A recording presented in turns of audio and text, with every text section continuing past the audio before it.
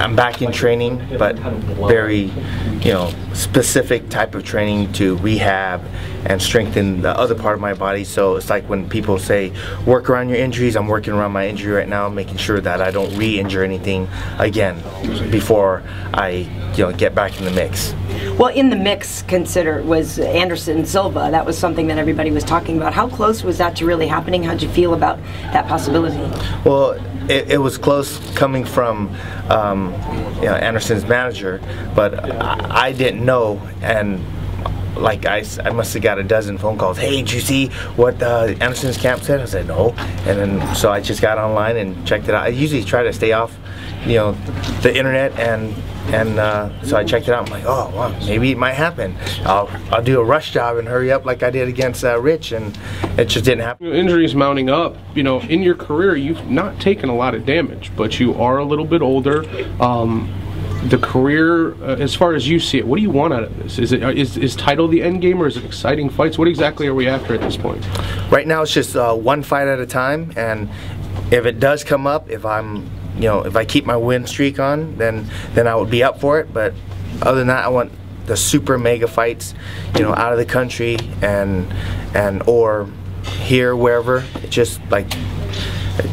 It was definitely fun being the main event in China, and just headlining for the first time for UFC in China was just such an amazing feeling, and I couldn't ask for anything more. I felt like if I did end on that note, it'd be great. But when you have a great performance like that, being injured and just realizing that I'm able to execute a game plan, study tape, which I really didn't do much before. I remember you saying that to me in a previous conversation. Yeah, it's not one of your things you're too keen on. Yeah, and now by studying tapes, every time Rich threw a kick and his hands dropped, I was like, oh, I see it. I saw it in the tape, and it all worked out good. And right now I'm just taking my time, and I actually started a little movie project for my buddy. He wrote a script for me, and he got it picked up by some company, and they're going to produce it. And it was with Dolph and a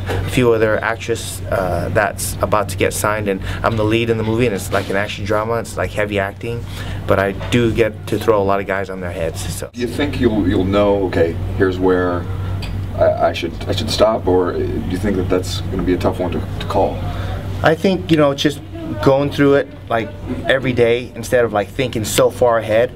Whatever the day brings, then you just go with it. And if you, like for me, if I think too far ahead and then something happens, like I get injured, and like training camp nowadays, everything's really like against Rich. I had one hard sparring session, and that was it. The rest time was simulation, a lot of cardio, because it was a 5-round fight. So I really pushed the cardio, just worked on my technique, and it definitely helped my longevity as a fighter. And before, when I was younger, I used to just train through injuries and just push. I didn't care if my shoulder was bothering me. I still punch on it. Now, like something bothers me, I wouldn't work. I'll stay off that, but I would definitely work other parts of my body. Is there any worry with the going over the tape and the game planning that you lose some of your spontaneity in the cage?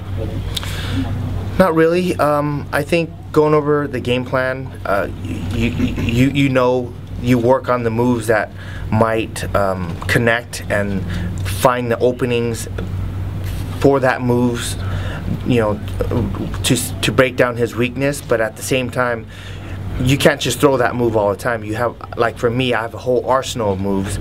So eventually, I put it together in practice, and how I practice is how I perform, and that's my kind of like how I live by my training. And eventually, when if that technique doesn't find another technique might open it up, then that technique will find its spot. And that's how I kind of train. Whenever it's like, I can't just throw my spinning back kick because they'll see it coming, but what if I camouflage it with a bunch of different techniques and then hit the spinning back kick, then it's there for me.